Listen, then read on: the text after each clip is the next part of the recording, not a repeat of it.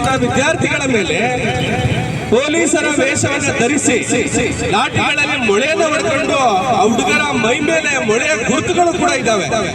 ಯಾವ ತಂದೆ ತಾಯಿಗಳು ಈ ದೇಶದಲ್ಲಿ ಸಹಿಸ್ಕೊಳ್ತಾರೆ, ಅಲ್ಲಿ ವಿದ್ಯಾರ್ಥಿಗಳು ಕೂಡ ಹೇಳ್ತಿದ್ದಾರೆ ನಮ್ಮ ತಂದೆ ಬಿಜೆಪಿಯ ನಾಯಕ, ಅವ್ರಿಗೆ ನಾಚಿಕೆ ಆಗ್ಬೇಕು ಅಂತ ಕೂಡ ಹೇಳ್ತಿದ್ದಾರೆ. ಆದ್ರೆ ನಮ್ಮ ಪ್ರಧಾನಮಂತ್ರಿಗಳು ಏನು ಸಂವಿಧಾನದ ಆಶಯವನ್ನ ಎತ್ತಿಡಿಬೇಕಿತ್ತು ಅಂತವರು ಇವತ್ತು ಮೌನ ವಹಿಸಿರುವಂತದ್ದು ನಾಚಿಕೆ ಆಗ್ಬೇಕಾಗಿದೆ. ಜನತಾ ಪಾರ್ಟಿಗೆ ನಾಚಿಕೆ ಆಗ್ತಿದೆ, ಕೇಂದ್ರ ಸರ್ಕಾರಕ್ಕೆ ನಾಚಿಕೆ ಆಗ್ಬೇಕಾಗಿದೆ. ಆ ದೇಶದಿಂದ ಈಗೇನು ನೀಟ್ ಪರೀಕ್ಷೆನ ರದ್ದು ಮಾಡಿದ್ರೆ ಪ್ರತಿಯೊಬ್ಬರು ಕೂಡ ಏನು ಪರೀಕ್ಷೆ ಬರೆದು ಎಕ್ಸಾಮ್ ತಗೊಳ್ಳಿಕ್ಕೆ ಅವಕಾಶಗಳಾಗ್ತದೆ. ಆ ದೇಶದಿಂದ ನೀಟ್ ಪರೀಕ್ಷೆ ರದ್ದಾಗಬೇಕು ಅನ್ನೋ ಪ್ರಚಾರ ಏನಿದೆ ಅದಾಗಬೇಕು, ಜಾರಿಗೊಳ್ಬೇಕು.